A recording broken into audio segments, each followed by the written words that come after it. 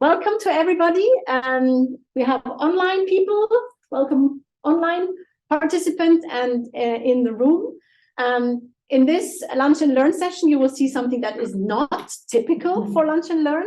Normally, Lunch and Learn is a session where we talk about evidence-based teaching innovation at EPFL, or at least in higher education.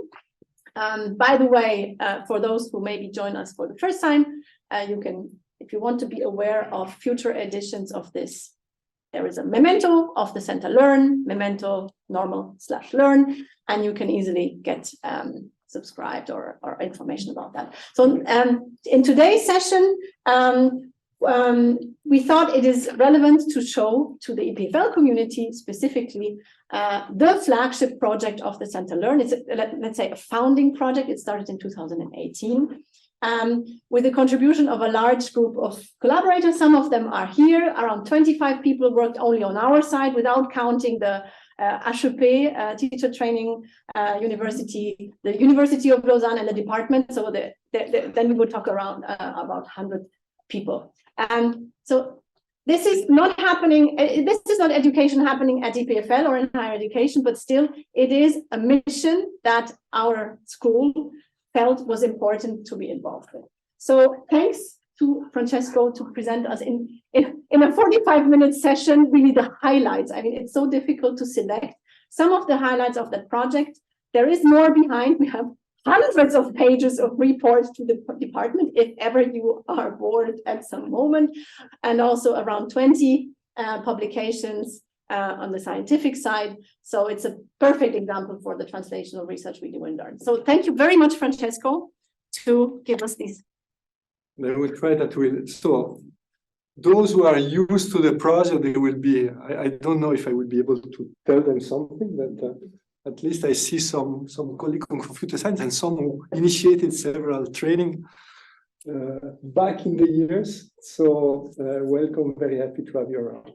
So what's this project EduNum? Just to summarize very quickly, I took some elements that have been given by the department. So this is official documents from Canton Vaud. They said we want an action on 3 axes. So training of the kids, basically at all levels. So from kindergarten to the end of the high school. So this was the first quite big innovation. I think we are one of the only canton in Switzerland that is aiming at that. Then going to achieve this, training the teacher, and then have a set of action in terms of infrastructure, equipment, etc. And with the parliament, who approved a budget of, so the last approval has been done, by the way, a couple of weeks ago, for a total around 110 million Swiss francs. And if you look to the first budget that has been approved by the parliament, you see that you have 2/3, which are basically training of the teacher, and 1/3 equipment. So a strong emphasis on training the teachers. So this effort has been done under the coordination. So in the pilot phase, the coordination was at the Center Learn, with the collaboration of the other universities around in the canton, and especially the Haute École Pédagogique, who is in charge of the training of the teacher. So when we started in 2018, there was nothing. So there was no study plan, pas de curriculum. So we created our own study plan, and then 3 years later, the French cantons decided to bring this into the curriculum, and they created the plan d'études numériques that now is applied to all the cantons.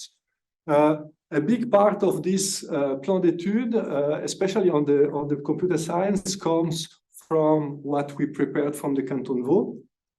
And then you see that the curriculum is based on 3 pillars.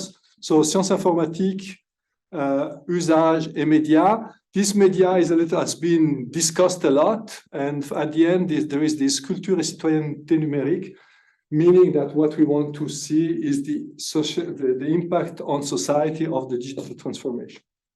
This is okay, is nice, but what is much nicer and quite important is that it has been decided within the plan d'études roman, so the big study plan, where there are all the discipline, that the education numérique is one of the domaines disciplinaires, meaning that is put at the same level as math and physics and chemistry, or same level as the languages, okay? So quite a strong place for this education numérique, and then you recognize the three axes, media, sciences informatiques et usage. They put it in another order, I don't like it, but okay. So quite an important and strong message from the political world that computer science and education to the digital world is important. So once you have the study plan, then you have to create manuals. So we created, I don't know, I think we have, it's something like 800 pages for the compulsory schools. So these are the manuals for the teachers with all the exercise that they can run in their classes. So this is one of the first version that was for kindergarten and beginning of primary school. And then we have the other ones that have been coming up. And then at the level of and this is still a little bit paper or PDF, okay? And then at the level of the gymnase, there is something which is an online platform. We don't speak in the middle. There is still something that is unclear, which is in the cycle 3. But at the level of the gymnase, there is a platform, Modulo, that has been developed also with the coordination of Learn, but with several partners, and where there is, in fact, all the study plan, so there are two parts, one for the teacher, one for the students, where basically you have all the material to study the various aspects of computer science, knowing that now computer science at the high school, the gymnase, is a compulsory discipline for all the students. Okay, so all the students have to follow informatique at the level of the gymnase at the moment.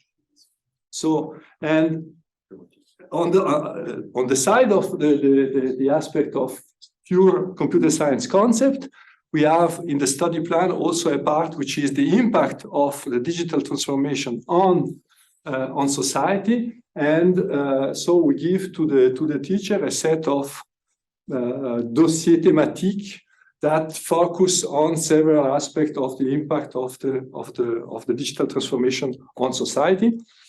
And it has been quite complicated for them to handle this type of topics, but at the moment we have la file informatique, file cantonale, so the group of teachers starting saying that's very good, because not only we show how important computer science is, but on the other side, we bring the students to our discipline in a much better way.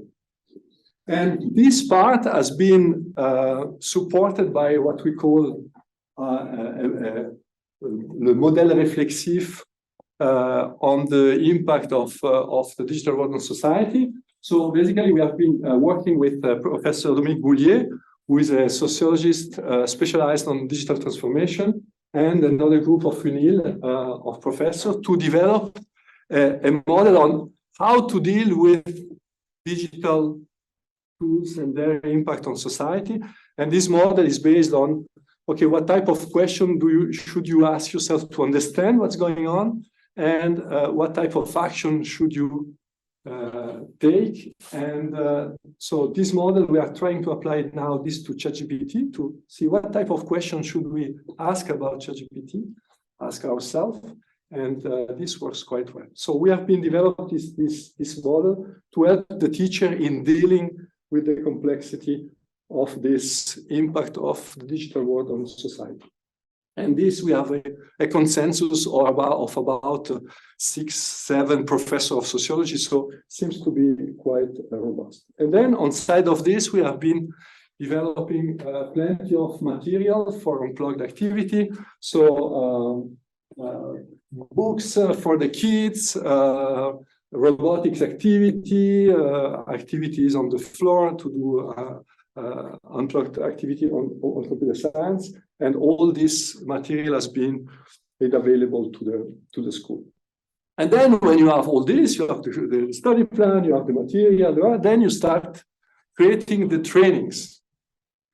So what do we have to train? We have to train, we train 3 classes of teachers. So we have les enseignants normaux, the classical teacher that we have to train. And here you have the numbers that have to be trained in Canton Vaud by the end of the project. So it's about 10,000 teachers that need to be trained in few years. So it's quite a lot of a big effort.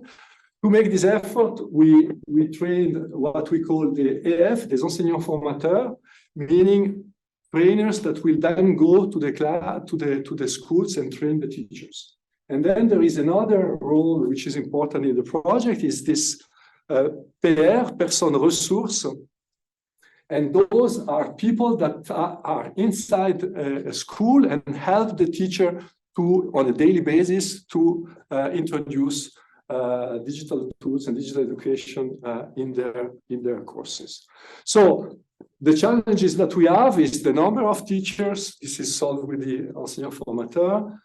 The fact that it's at the same time a new content, computer science, that they never saw. And at the same time, if you go into digital tools, is another way of teaching. So the teacher needs to change a little bit their way of doing.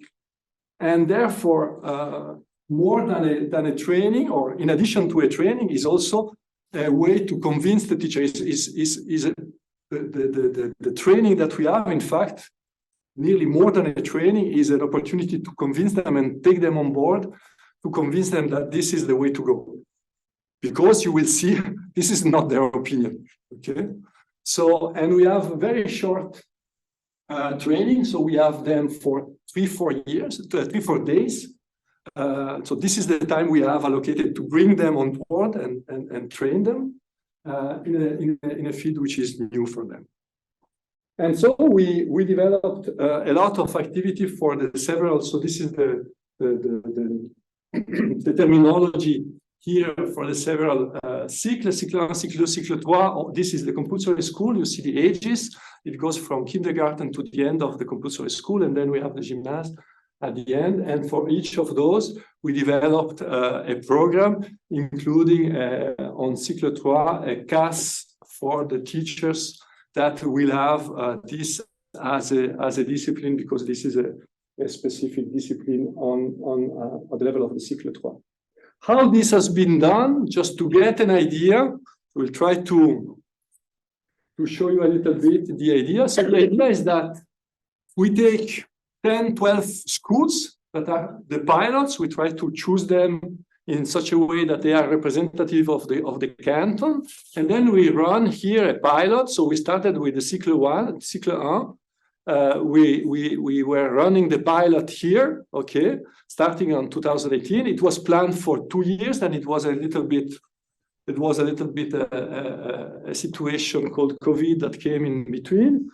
And so it was a little bit longer, but the idea is to make a pilot, understand what's going on, what is good to do, etc. And then in parallel to train here the personnes ressources, so those who in the school will help the teacher. And then at the end of the pilot, toward the end of the pilot, start training the enseignants formateurs, so those who will deploy, and then start 3 phases of deployment, meaning you take the other 70, 80 schools by batch, you divide them by 3, and then you start doing one after the other, the several batches. The idea is that the first batches are those of schools that are ready in terms of Wi-Fi, infrastructure, etc. And then in parallel, you set up the infrastructure, because several schools do not have an infrastructure. So you have to build up the infrastructure. And in parallel here, you build up the infrastructure, and then you have the deployment in the last school here. And then the pilots start 1 year later in cycle 2, and then you do exactly the same. And in cycle 3 is the same, with a specialty that in cycle 3 we have this CAS, which is which is a much bigger training for the teacher. When you face all this, the question is what to expect. Okay, what should we do and how? And in the state of the art, we have few examples of successful deployment like this one, and we have many examples of failures. Okay, there are very few countries who manage to do it properly. Okay, but we have plenty of examples of barriers that have been found and documented in the state of the art. So this is an important element that has been taken into account. And then we started very quickly to try to measure things and try to get evidence. For instance, at the beginning of the project, we asked to the director, so how many of your teachers will be reluctant to do that? And they told us 50% will be refractaire. And this was an average among the several schools. After we found less than that, okay, this was, for instance, the beginning. And then just to show you how scary it was, when we had the first training of the teacher, we measured the perception of the teacher in respect to computer science, and we found a very large majority of the teacher had a negative perception of computer science. For them, computer science was not something positive, not something to bring to the kids, etc. So this is something that we were able to flip already during the first day. So getting them understanding what was computer science, because most of the teacher their idea was computer science in the school, meaning putting the kids in front of a screen from early to late, which is, by the way, the same idea some syndicats still have at the moment. So this was a little bit the beginning, how we solved this, how we built up the full project. The idea has been to really collaborate with the teacher to build up something together, so make a kind of partenariat, recherche pratique. So on one side, the teachers, on the other side, the expert, pedagogical expert, and then the researcher, so people that have a view on the state of the art in research and have all the tool of research to understand what's going on and measure all the time what's going on. So here you see a little bit these several partners. So you have at one point the enseignant in each school, then you have the person ressource, which are those people that are helping the teacher. You have the direction, which is often forgotten because they are not teaching, but in fact they have a huge role in the deployment and how to convince the teacher. And then we have a lot of resources in terms of the material that we have.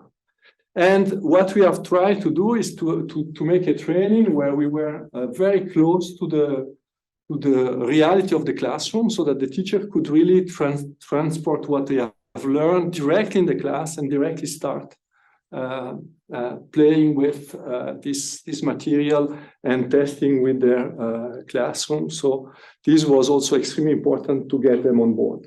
So what you see here is that, so this is our the model that we try to defend on Learn, where we really try to use research to serve a little bit education, but in connection with the reality of the class and building up all the things that need to be done, the curriculum, or training the teacher, testing, so measuring in a continuous way what's going on to improve the system, and then develop also educational technology, for instance, here, the robots that we have.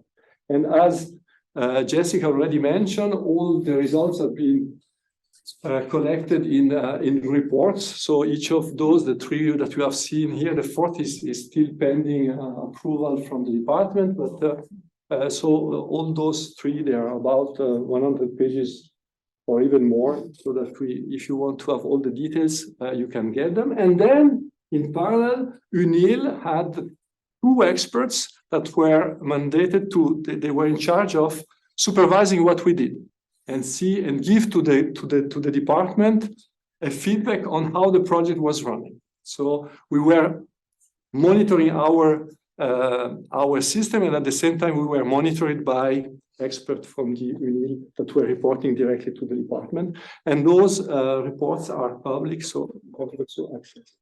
So I will try to give you some results. Just I try to take out some elements. So just to give you an idea, this is the number of days of training we organized. So nearly 800 days of training. Each of those training days has been followed by a data collection. Okay, so we collected data on every of those training days, and we have been following a model that is here, where we try to have very quickly on the same day data on the perception of the training, the acquisition of the know-how perceived by the teacher. We don't test them. We don't make them test. Okay, but we try to get a feedback immediately. Then we try to see how this comes to the classes. So we try to follow up until the students. We try to see how this is changing their life, their daily life. So we monitor the number of activity they have done. We ask them to report on the number of activity they are doing, and we try to identify the limitation or the barriers that are between the training and the changes, and then we go measure the results on the kids. Just to give you an idea, this is one of the we have done focused attention on the several partners. This is, for instance, concerning the enseignant formateur. We do specific study on each of the group. Typically here we have been focusing on their individual aspect, on aspect on the content, on aspect on the logistic, on aspect on the interaction, and we have been really digging into all the barriers in all the aspects to understand, okay, what's going well, what's not going well, how can we improve the training, or how can we tell to the canton that they have some problem in the infrastructure, or they have problem in terms of structure, etc. So we have been doing many of those studies. I don't tell you all the studies here, but this is just gives you an idea how deep we were going into the studies. And then we have been to the kids, and then we have tried to test how good they are in terms of computer science. And we have developed with colleagues in Spain that have already experience in that area. We have been modifying a little bit their test to create a test for kids to test the classical concept of computer science. So if statement, while statement, loops, etc. And then we have been able to see on more than 2,500 kids that we have an improvement across the year. So that's the minimal element. So we see that those concepts enter into their competencies. Here we are still in a phase which is a little bit unstable because we are in the first 4 years. Okay, and here these are very small kids. Okay, what is interesting is to go a little bit deeper into the analysis.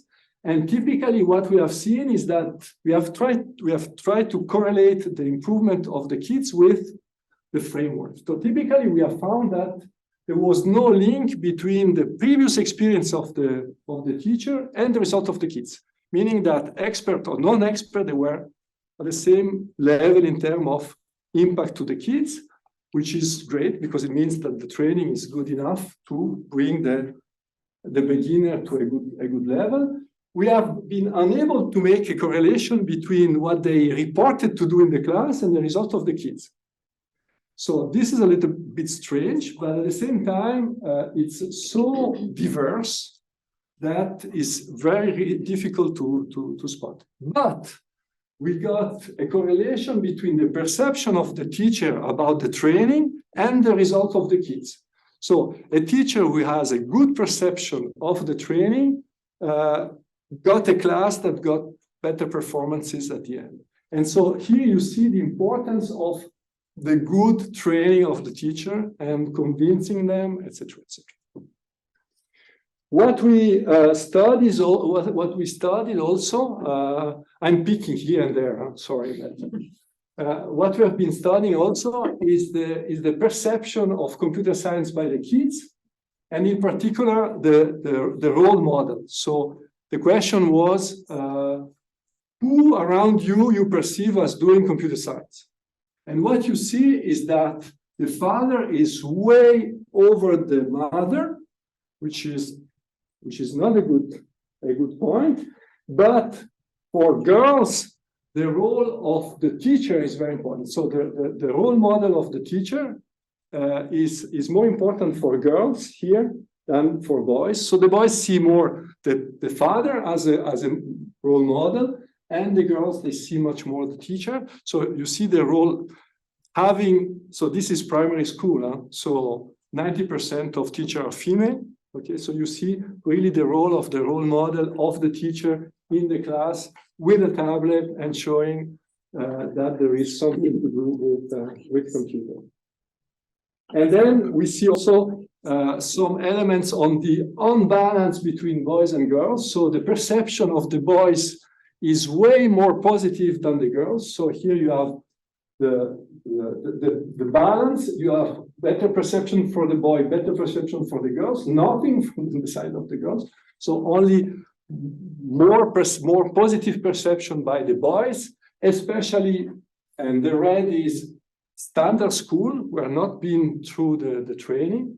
So if you look into normal school in Canton Vaud, you see that the perception of robotics for boy is way better than the girls. So this is the red part.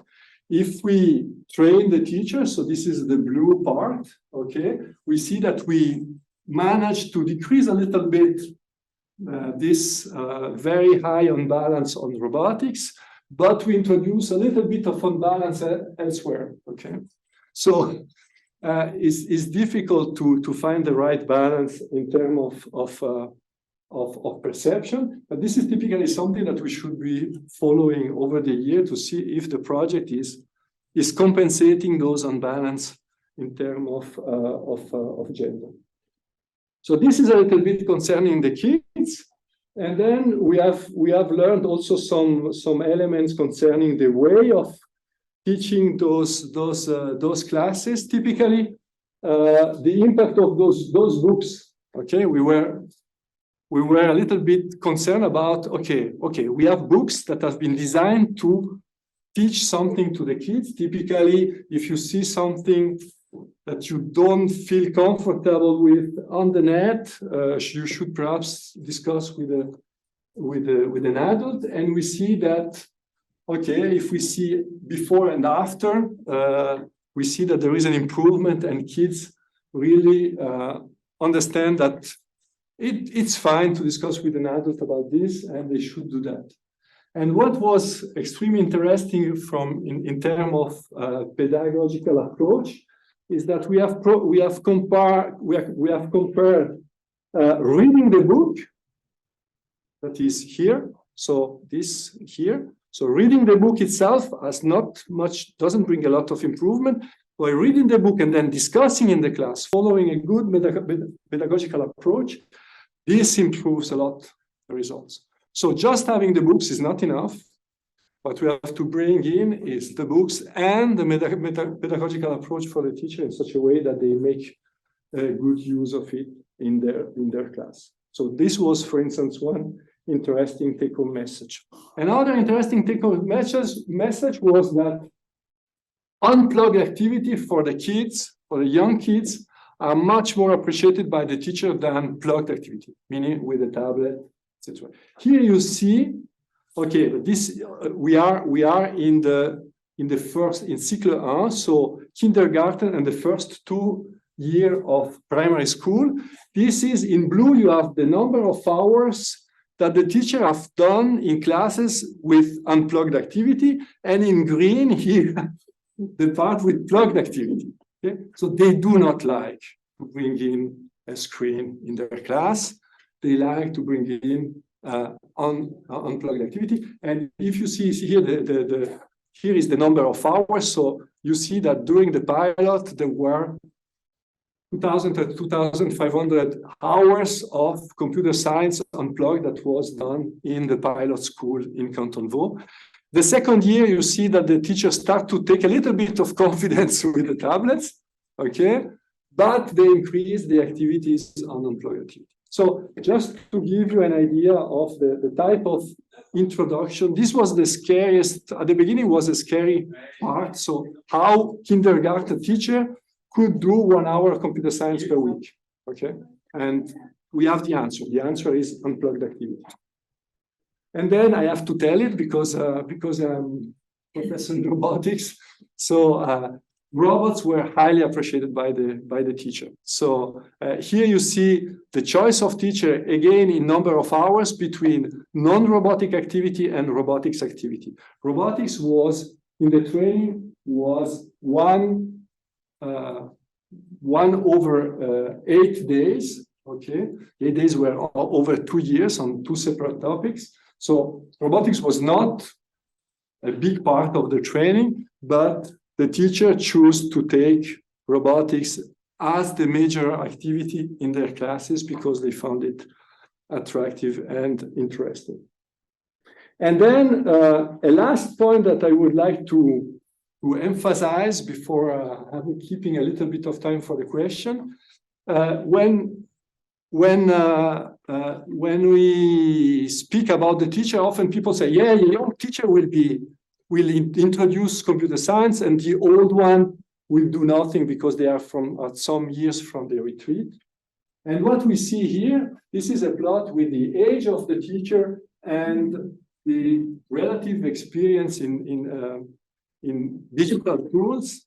And we try to plot what we called seriousness. It's an aggregation of several parameters. So how engaged is the professor in bringing computer science in their class? And what you see is that basically the older teacher, they are extremely engaged. Why? Because it's new, they're interested, and basically they are at ease with the class. They don't have to deal with the discipline or plenty of other aspects. They are quite comfortable in their position of professor, so they can, the teacher, and so they can take this as a new activity, and they are quite engaged in doing that. Although the young, those who are the weakest in terms of facility with digital tools, they have other challenges. They are trying to become teacher, okay, and so they are less engage into this transformation. And then you have an age here, probably teacher, they have kids, they have to take care of their kids, I don't know, but there is an age in the middle where the teacher are not so engaged. So don't underestimate the old teacher. They do a quite fantastic job, and often they are a little bit put apart because they are old, but they are quite efficient, okay? So with this, I've covered. I've been covering a little bit the various aspects. This is the team that worked on the project. So many thanks. Many are here. Okay. And do you have any question?